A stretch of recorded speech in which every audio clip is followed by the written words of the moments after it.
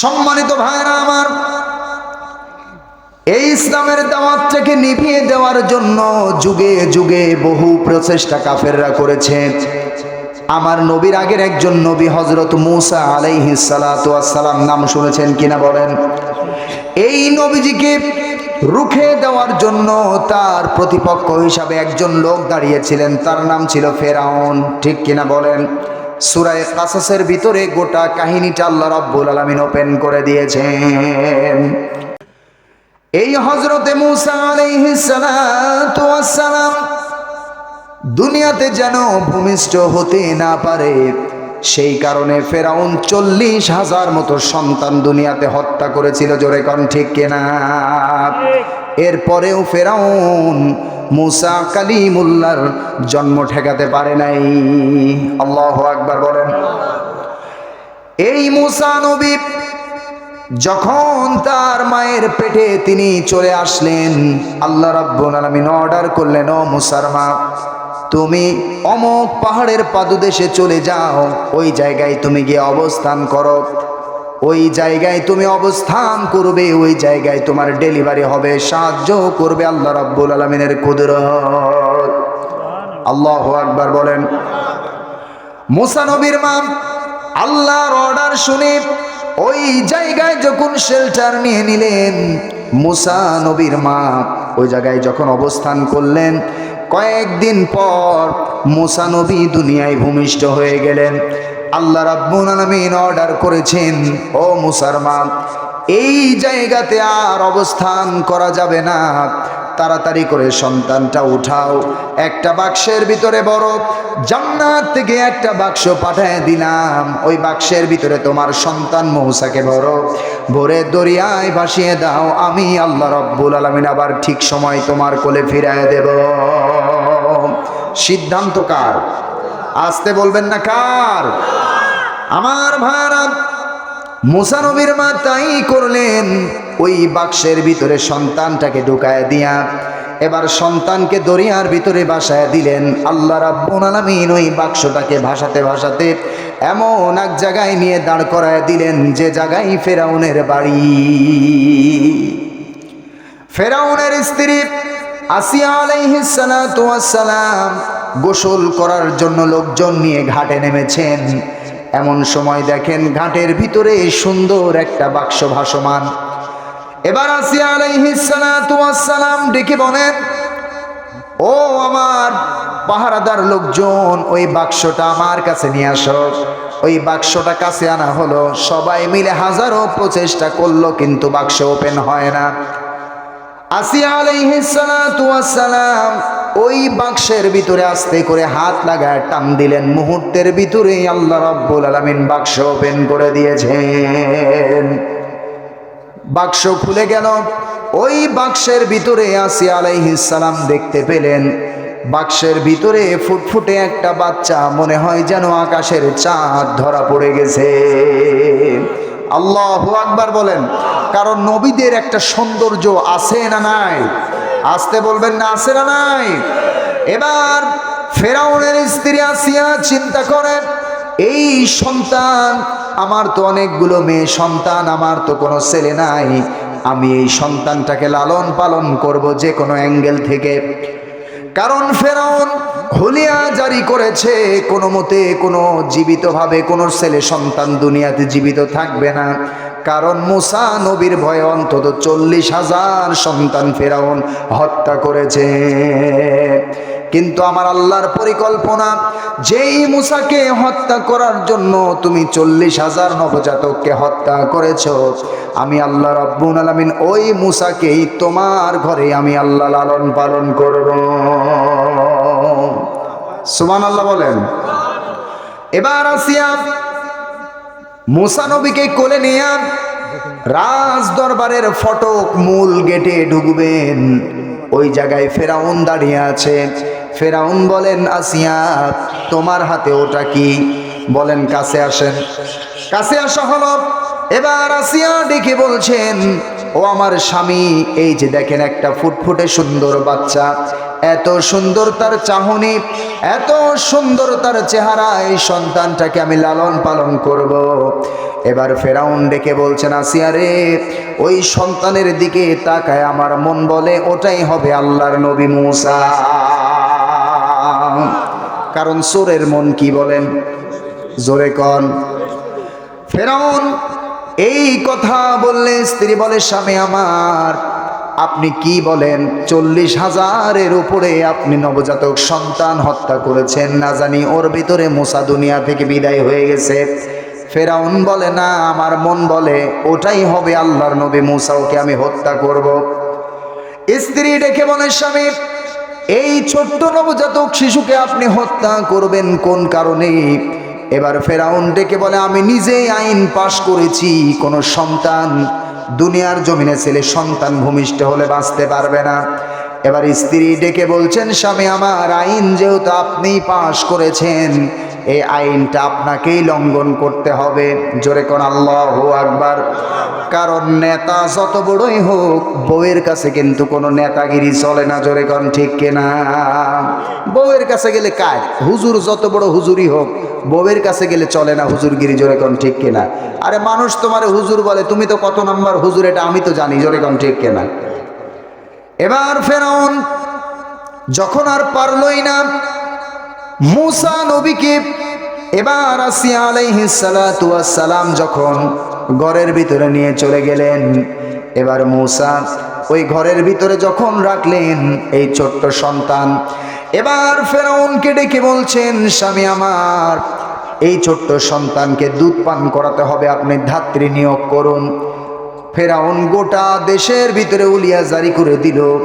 ফেরাউন বলে, এই ছোট্ট সন্তানকে যে দুধ পান করাতে পারবে তাকে উচ্চ বেতন দিয়ে আমি আমার বাড়িতে রাখব। হাজার হাজার নারী দুধ পান করানোর জন্য চলে এসেছেন, কিন্তু মূসা নবী কারো স্তনটাকে পছন্দ করতেছেন না। কারণ অর্ডার করেছেন কে? হাজারো প্রচেষ্টা করে যখন শেষ পর্যন্ত তার কোনো স্তন পছন্দ হলো না, এবার একজন মূসা নবীর খালা সুন্দর করে ফেরাউনের স্ত্রী আসিয়াকে ডেকে বলছেন, ও আসিয়া, আপনি কি জানেন অমুক পাহাড়ের পাদদেশে একজন মহিলা আছে, খুবই ভালো মানুষ, খুবই পর্দানসীন একজন মহিলা, একদম আবেদা সালেহা, অর্থাৎ মূসা নবীর মায়ের কথা বলে ওই মহিলার দুধ মনে হয় পান করতে পারে। সঙ্গে সঙ্গে এবার আসিয়া তাকে ডেকে আনা হলো, আসিয়ার মাধ্যম দিয়ে তাকে ডেকে আনা হলো।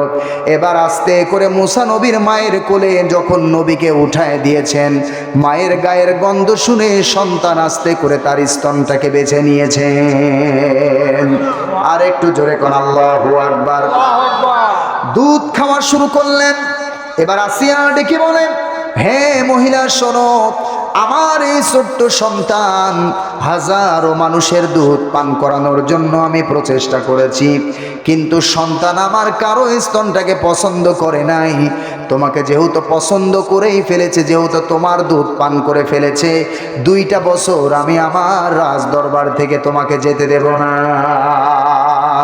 মূসা নবীর মা মনে মনে বলে, আমি তো এটাই চাই। ঠিক কিনা বলেন? এবার আসিয়া বলছে, তোমাকে শুধু আমি দুধ পান করাবো তা নয়, এই রাজ দরবারের সবচাইতে দামি যে ঘর, যেখানে দক্ষিণা বাতাস বয়, ওই ঘরটা আজকে থেকে তোমার জন্য বরাদ্দ। জোরে কোন আল্লাহু আকবার। ফেরাউনের 1 নম্বরে বাড়ি দখল হয়ে গেছে। জোরে কোন আল্লাহু আকবার। ওই রাজ দরবারে তোমাকে আমি একা একা রাখবো না, এমনি এমনি রাখবো না, তোমাকে আমি উচ্চ বেতন দিয়ে রাজ দরবারে রাখবো। আল্লাহ বলেন, রে মূসা, ফেরাউন তুই আমার পয়গম্বর মূসারে মারবি, আর আমি আল্লাহ রাব্বুল আলামিনের দেখ কেমন নিয়ম, কেমন নীতি তুই দেখ। আমি আল্লাহর খেলা কেমন, যেই নবীকে মারার জন্য 40,000-এরও বেশি সন্তান তুই হত্যা করেছিস, আমি আল্লাহ রাব্বুল আলামিন কায়দা করে তোর ঘরের ভিতরেই মূসারে ঢুকায় দিয়েছি। শুধু তাই নয়, 1 নাম্বার রুম তোর বাড়ির দখল হয়ে গেছে। নাম্বার 2 হলো মাসে মাসে আমি আল্লাহ রাব্বুল আলামিন তোর পকেট থেকেও টাকা খসায় ছাড়ব। আল্লাহু আকবার বলেন। এইভাবে বেশ কিছুদিন যেতে থাকলো। মুসা নবী এক পর্যায়ে যখন একটু বড় হয়ে গেলেন, এবার রাজদরবারের লোকজন বলছেন, ও ফেরাউন, আপনার ছেলে তো দেখতে দেখতে বড় হয়ে গেল।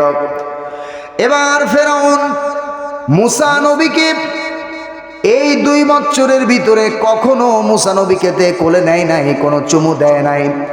একদিন চুমু দিতে নিয়ে এবার আসিয়া বলছেন, স্বামী আমার, কতটা দিন হয়ে গেল আপনি এই সন্তানটাকে কোলে নেন না, এই সন্তানকে আপনি আদর করেন না। ফেরাউন ডেকে বলে, আমার কাছে তো মনে হয় ও আল্লাহর নবী মুসা হবে। জোরে কোন আল্লাহু আকবার। সঙ্গে সঙ্গে স্ত্রী ডেকে বলছেন, স্বামী আমার, আপনার ভিতরে 24টা ঘন্টা বুঝি মুসার ভয় কাজ করে, কারণ আল্লাহ জানিয়েছেন মুসার হাতে ফেরাউনের মৃত্যু হবে। ঠিক কিনা বলেন? সঙ্গে সঙ্গে ফেরাউন বলে, ঠিক আছে, তুমি যখন আবদার করেছো অবশ্যই আমি ওই সন্তানটাকে একটু কোলে নেব। মুসা নবীকে যখন কোলে দিয়েছেন, ফেরাউন কোলের ভিতরে নিয়ে এবার মুসা নবীর মুখের দিকে যখন চুমু দিতেই যাবেন, চুমু দেওয়ার জন্য যখন ফেরাউন মুখটা আগায়, মুসা নবী ছোট্ট হাত বের করে সুন্দর করে এমন জোরে একটা চাপড়া ঘাত মেরে দিয়েছেন। মারার সঙ্গে সঙ্গে ফেরাউন মাথা চক্কর খেয়ে জমিনের ভিতরে পড়ে গেছে। ডাক দিয়া বলে, আসিয়া, তাড়াতাড়ি সন্তান নাও, সন্তানের হাতের মার খেয়ে আমি মরলাম। আসিয়া আলাইহিস সালাতু ওয়াস সালাম দৌড়ে আসলেন, মুসা নবীকে কোলের ভিতরে নিয়ে থরথর করে কাঁপতেছেন। ফেরাউন বুঝি এবার আর বাঁচাবে না। এবার ফেরাউন বলে, ও যেদিন আমার বাড়িতে এসেছিল সেই দিন বুঝেছিলাম 8 আনা, আর আজকে আমি বুঝতে পেরেছি ওর থাপ্পড় খাওয়ার পরে 12 আনা। এতটুকুন বাচ্চার হাতের থাপ্পড়ের পাওয়ার এমন হয় নাকি? ওকে আজকে হত্যা করব। এবার আসিয়া আলাইহিস সালাতু ওয়াস সালাম বলেন, স্বামী আমার, আপনি অন্য কোনো কারণে সন্তানকে হত্যা করবেন মেনে নেব, কিন্তু এই কারণে যদি হত্যা করেন আমি আসিয়া কিন্তু মেনে নেব না। কেন রে আসিয়া? সঙ্গে সঙ্গে ফেরাউনের স্ত্রী ডেকে বলে, স্বামী আমার, আপনি যদি এই ছোট্ট শিশুকে হত্যা করেন তাহলে রাজ দরবারে প্রচার হয়ে যাবে ফেরাউন এত বড় একজন নেতা, এত বড় একজন লিডার, ছোট্ট মাত্র 2 বছরের বাচ্চার হাতের থাপ্পড় খায়া কায়। জোরে কোন আল্লাহু আকবার। সঙ্গে সঙ্গে ফেরাউন বলে, আসিয়া, এই কথা কিন্তু কাউরে কইও না। আল্লাহ কয়, ঠিক আছে। জোরে কোন আল্লাহু আকবার। পদে পদে বিপদ থেকে বাঁচাচ্ছেন কে? আল্লাহ। এই মুসা নবী যখন একটু বড় হয়ে গেল, রাজ দরবারের লোকজন বলছে, মুসার পিতা ফেরাউন, আপনি একটু আজকে আমাদেরকে একটা খাওয়া দেন সন্তান উপলক্ষে। ফেরাউন বলল, ঠিক আছে, আজকে আমি তোমাদেরকে অমুক দিন দাওয়াত দিয়ে খাওয়াবো। এবার ফেরাউন যখন রাজ দরবারের লোকজনকে দাওয়াত করেছেন, ওই রাজ দরবারের ভিতরে 6000 ছাগল বাবুর্চি কর্তৃক জবাই করে 6000 ছাগলকে ভাজা হলো। ভাজা ছাগল প্রত্যেকটা প্লেটে প্লেটে একটা একটা করে দেওয়া হলো।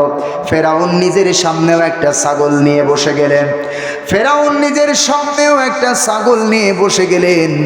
8-10 বছরের সন্তান মুসা নবীর সামনেও একটা ছাগলকে দেওয়া হলো। ফেরাউন বলছেন, আমার ভাইরা, আপনারা সবাই খাওয়া শুরু করুন। এবার লোকজন বলছে, ও ফেরাউন, আপনি হলেন আমাদের নেতা, আপনি হলেন আমাদের লিডার, আপনি সর্বপ্রথম খাওয়া শুরু করুন। এবার মুসা নবী লক্ষ্য করে দেখেন, ফেরাউনের সামনে একটা ভাজা ছাগল নিয়ে ফেরাউন বসে আছে। এবার মুসা নবী মনে মনে চিন্তা করে, আহারে রব, এ আবার কেমন রব? রব দেখি ছাগলও খায়, ছাগল খাওয়া রব। এই কথা চিন্তা করে এবার ফেরাউন বলছেন, আমার সন্তান, সর্বপ্রথম তুমি আগে খাওয়া শুরু করো। সঙ্গে সঙ্গে মুসা নবী কি করেছেন? ছোট্ট মানুষ খাওয়া শুরু করবেন, আস্তে করে নিজের হাতের শাহাদাতি আঙ্গুলটা ওই ভাজা ছাগলের কানের ভিতরে ঢুকায় দিয়ে টান মেরেছেন। একটা আস্তে করে টান মারার কারণে একটা ছাগল যদি জিন্দা হতো তাও বা একটা কথা ছিল। মুহূর্তের ভিতরে 6000 ভাজা ছাগল মুহূর্তের ভিতরে তাজা হয়ে ওই প্লেটের ভিতর থেকে লাফ দিয়ে উঠে দরজা দিয়ে দৌড় দেওয়া শুরু করছে। জোরে কোন আল্লাহু আকবার। কারণ মৃতকে জীবিত করার ক্ষমতা কে রাখেন? আসতে বলবেন না কে রাখেন? আবার জীবিতকে মৃত করার ক্ষমতা কে রাখেন?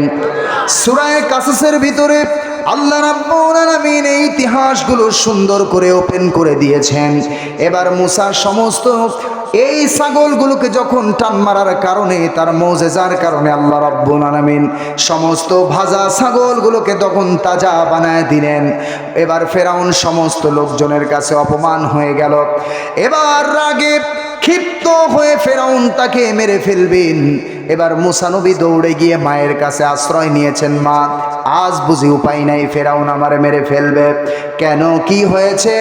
ও মা, ভাজা ছাগল কান ধরে টান দিয়েছি, ভাজা ছাগল তাজা হয়ে গেছে। জোরে কোন আল্লাহু আকবার। এবার মা বলছেন, রে মূসা, চিন্তা করো না, দেখি কি হয়। ফেরাউন রাগ করে এসে তরবারি নিয়ে বলে, রে আসিয়া, আজ আর বাঁচাবো না। এই সন্তান যেদিন আমার বাড়িতে এসেছিল, ওর চেহারা দেখা মাত্র বুঝেছিলাম 8 আনা। যেদিন আমারে থাপ্পড় মেরেছে, ওর থাপ্পড়ের ওয়েট প্রমাণ করে ও হলো আল্লাহর নবী মূসা হবে। সেদিন বুঝতে পেরেছি 12 আনা।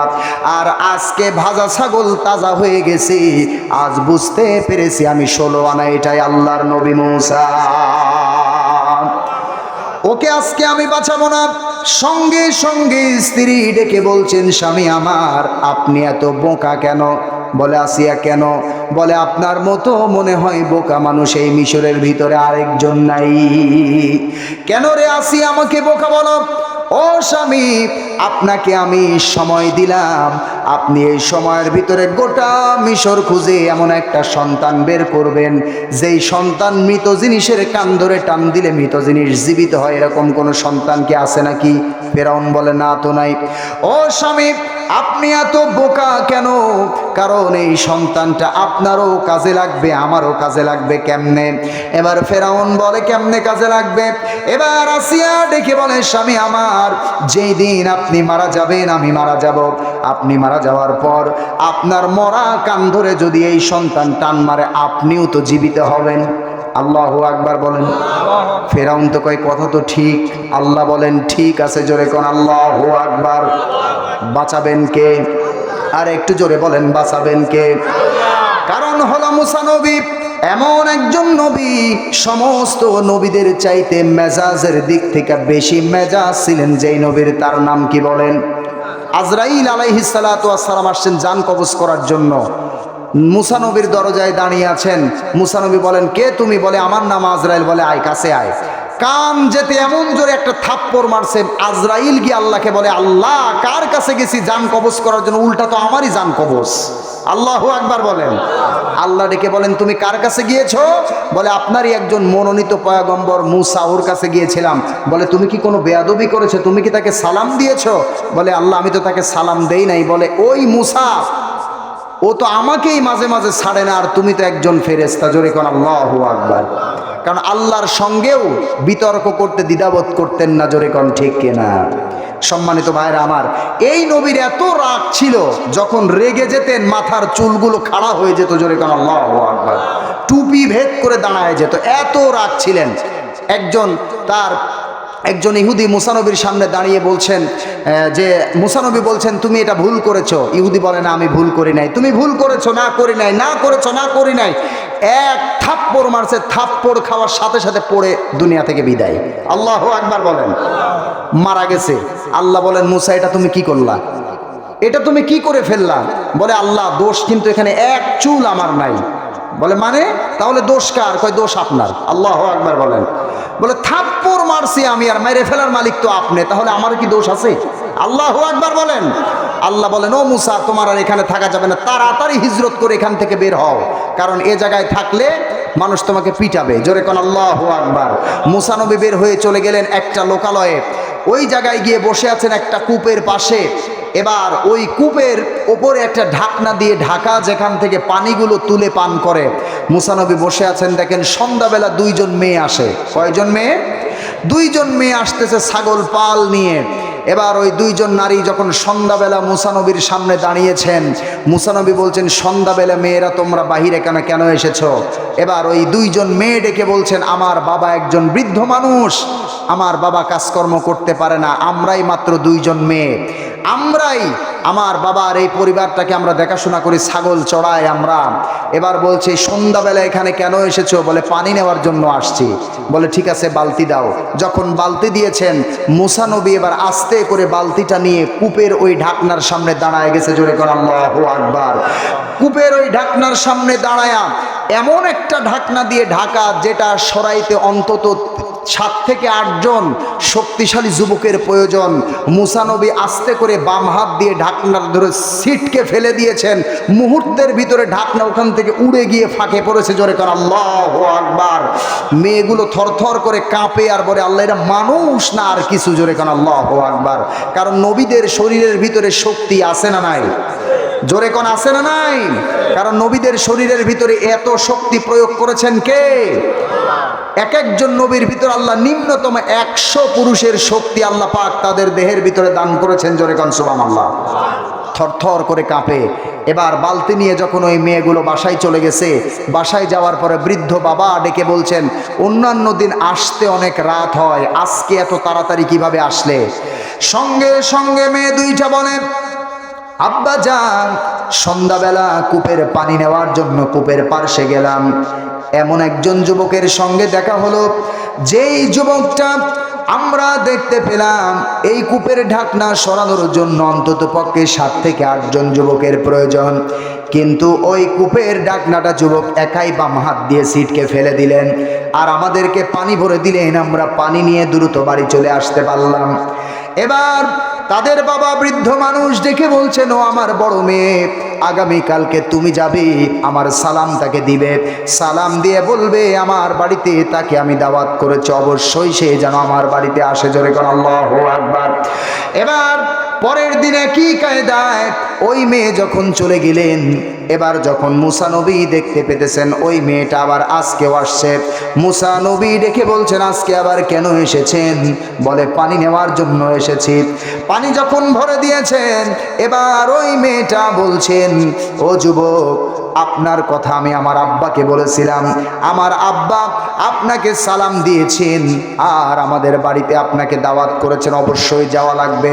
মুসা নবী মনে মনে চিন্তা করে, আমারও তো একটা থাকার জায়গার দরকার, আমারও তো একটা আশ্রয়ের দরকার।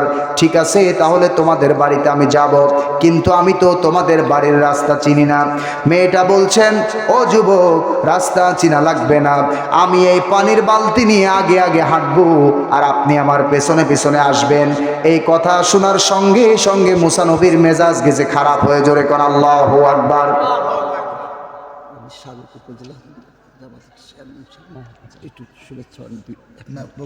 আপনি বক্তব্য দেন, আপনি এমনি কথা। আচ্ছা, 2 মিনিট একটু শেষ করি। আপনি দোয়া করে দেন ব্যারিস্টারের জন্য। ও আচ্ছা, ইনশাআল্লাহ। মানে আমার যে বিষয় উদ্দিন রাখছে ব্যারিস্টারের জন্য দোয়া করে দেন। আচ্ছা, ইনশাআল্লাহ। আপনার বক্তব্য আমার কথা বলবো না। ঠিক আছে, ইনশাআল্লাহ। ঠিক আছে। আর কি জলসা যাবো তো। আচ্ছা, ঠিক আছে, ইনশাআল্লাহ।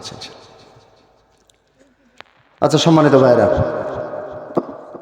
আমরা তাহলে একটু অ্যাটেনশন, এদিকে অ্যাটেনশন দেই।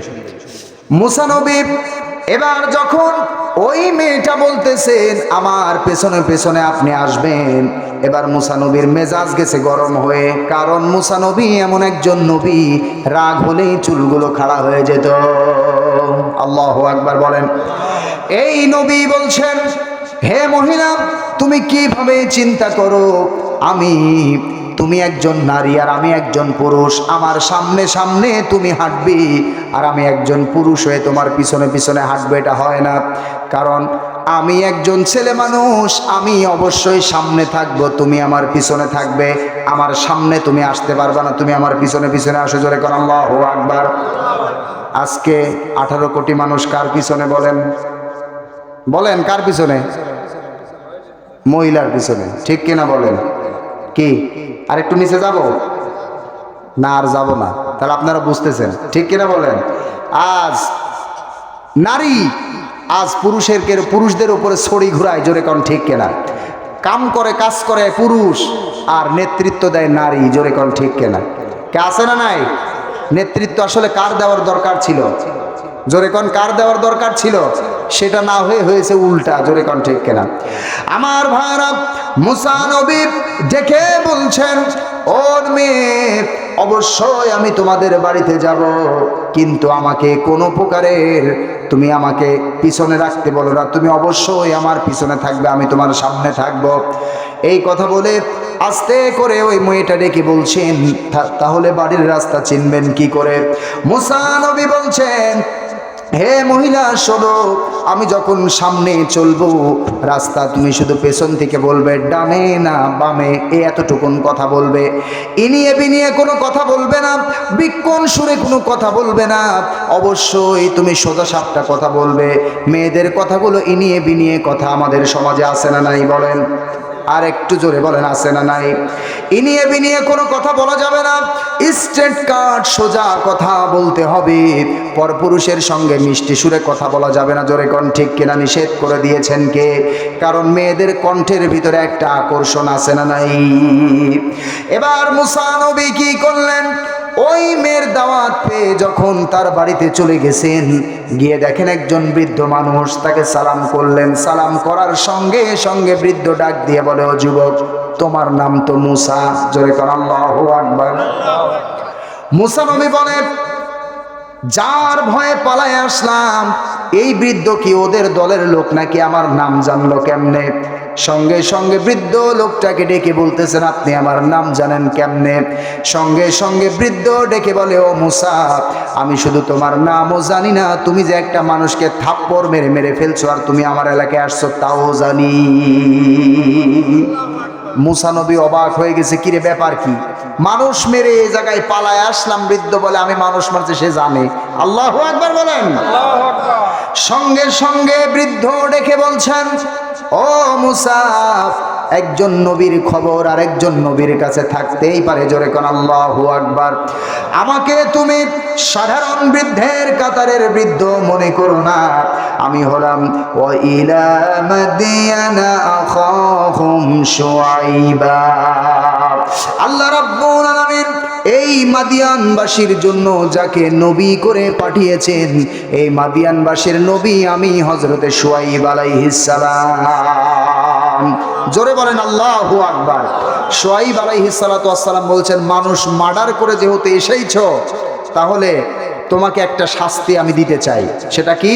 বলে, আমার বড় মেয়েকে, দুইটা মেয়েকেই তুমি দেখেছো, অন্তত যে কোনো একটা মেয়েকে তোমার বিবাহ করা লাগবে। জোরে কোন আল্লাহু আকবার। মুসা নবী বললেন, তাহলে তো ভালোই হয়, একে তো থাকার জায়গা হলো, দুই নম্বরে যদি বিয়ে করি তাহলে তো শ্বশুর বাড়ি হয়ে গেল। জোরে কোন ঠিক কিনা?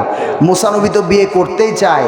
এবার শুআইব আলাইহিস সালাতু ওয়াস সালাম বলছেন, মুসা, বিয়ে তো করতে চাও, কিন্তু আগে পরীক্ষা দেওয়া লাগবে। এই মুহূর্তে তোমার সঙ্গে বিয়ে দেওয়া যাবে না, কারণ থাপ্পড় মারলেই মানুষ মরে যায়, আগে তোমার রাগ কমাতে হবে। জোরে কোন আল্লাহু আকবার। তাহলে কাজ কি? আমার বাড়িতে 8 বছর তোমাকে ছাগল চড়ানো লাগবে। জোরে কোন আল্লাহু আকবার। ছাগল তো খুব শান্ত প্রাণী, হ্যাঁ, ছাগল খুব শান্ত প্রাণী। বলেন, এই ছাগলের মানে ছাগলে কিনা কয়, পাগলে কিনা কয়, আর ছাগলে কিনা খায়, এরকম একটা কথা আছে না? কারণ ছাগল হলো এমন একটা গাড়ি, যদি একবার ব্রেক মারে, চলতে নিয়ে যদি একবার ব্রেক মারে, টানতে টানতে দড়ি ছিঁড়ে যাবে, ছাগল জায়গা থেকে নড়বে না। জোরে কোন ঠিক কিনা? এই মুসা নবী বললেন, ঠিক আছে, আমি আপনার বাড়িতে 8 বছর ছাগল পালন করব। 8 বছর ছাগল পালন করার পর কোনো একদিনের ঘটনা, একটা ছাগল পাল থেকে বের হয়ে চলে গেছেন। এই ছাগল পাল থেকে বের হয়ে যাওয়ার পরে মুসা আলাইহিস সালাতু ওয়াস সালাম ছাগলটাকে ধরার জন্য পেছনে পেছনে রওনা হয়েছেন। পেছনে পেছনে দৌড়াচ্ছেন, ছাগলও দৌড়ায়, মুসা নবীও দৌড়ায়। আল্লাহর পয়গম্বর এক পর্যায়ে ছাগলকে ধরে ফেললেন।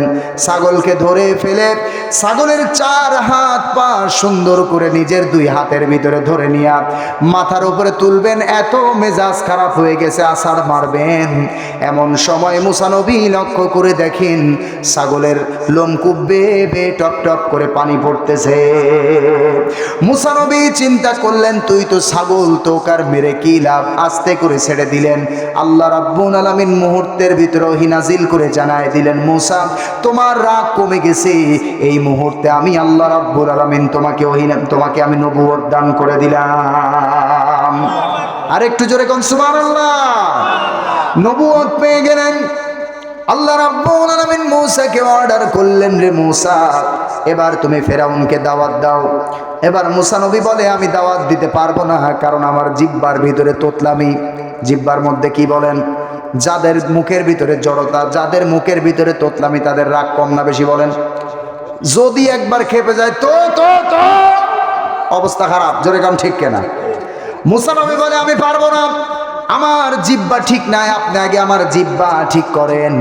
আমার চাইতে আমার ভাই যিনি হারুন, তার কথাগুলো অনেক মিষ্টি, আমার ভাইকে আপনি বলেন। আল্লাহ রাব্বুল আলামিন মুহূর্তের ভিতরে মুসা নবীকে জানিয়ে দিতেছেন, রে মুসা, তুমি যেহেতু তোমার ভাইয়ের ব্যাপারে প্রশংসা করেছো, তার ব্যাপারে আমার কাছে প্রস্তাব করেছো, এই মুহূর্তে আমি আল্লাহ রাব্বুল আলামিন তোমার ভাই হারুনকেও আমি আল্লাহ নবুয়ত দান করে দিলাম। জোরে কোন সুবহানাল্লাহ। আমার ভাইরা সবাই চেষ্টা করেছে যুগে যুগে নবীদেরকে আটকে রাখার জন্য, ইসলামের বাতিটা নিভিয়ে দেওয়ার জন্য হাজারো চেষ্টা করে কিন্তু কোনো কাজ হয় নাই। জোরে কোন ঠিক কিনা? কারণ কোরআনের আলো যত নিভিয়ে দেওয়ার প্রচেষ্টা করেছি, আল্লাহ রাব্বুল আলামিন তত বেশি কোরআনের আলোটাকে ফোকাস করে দিয়েছেন। কারণ কি? The holy Quran powerful to enough counter the threats. Quran হলো এমন একটি কিতাব যা মানুষের মনোরঞ্জন করার ক্ষেত্রে বিশেষ এক ভূমিকা পালন করে। যখন ঠিক কিনা? কোরআন একমাত্র মহা ঔষধ, যার কোনো পরিবর্তন নাই। জোরে কোন ঠিক কিনা? আমার ভাইরা, আমি বুঝাচ্ছিলাম আল্লাহ রাব্বুল আলামিন রাসূলুল্লাহকে কাউসার দান করে দিয়েছেন। আমার নবী এবার মুস্কি মুস্কি হাসেন, মনে আছে নাকি আপনাদের? প্রথম আয়াত কিন্তু আমরা ছিলাম। আল্লাহর নবী যখন খুশি হয়ে গেলেন, রাসূল খুশি হলেন কেন? রাসূলুল্লাহর সন্তান দুনিয়া থেকে বিদায় নিয়েছেন, আমার নবীজি মন খারাপ করেন নাই, রাসূল খুশি হয়েছেন কেন? আল্লাহ রাব্বুল আলামিন রাসূলকে পানি দান করেছেন। পানির যে মর্যাদা, পানির যে কদর, এটা বুঝে আসবে কখন জানেন? দুনিয়াতে বুঝে না আসলেও কাল কিয়ামতের ময়দানে, যেদিন গোটা কিয়ামতের ময়দানটা তামা হয়ে যাবে, ওই কিয়ামতের ময়দানে এক ফোঁটা পানির জন্য মানুষ সেদিন হাহাকার করবে। জোরে কোন ঠিক কিনা? আল্লাহর নবী সেই দিন হাউজে কাউসার নিয়ে দাঁড়িয়ে থাকবেন, আর সাহাবায়ে কেরাম এবং উম্মতরা যাবে। আল্লাহর নবী নিজের হাতে হাউজে কাউসারের পানিগুলো পান করায় দেবেন। এক ফোঁটা পানি আল্লাহ রাব্বুল আলামিন যাকে পান করায় দেবেন, জান্নাতে যাওয়ার আগ পর্যন্ত তার আর পানির কোনো পিপাসা লাগবে না। আল্লাহর নবী যখন খুশি হয়ে গেলেন, এবার আল্লাহ রাব্বুল আলামিন 2 নম্বর আয়াতের ভিতরে জানিয়ে দেন, ফাসাল্লি লিরাব্বিকা ওয়ানহার। জোরে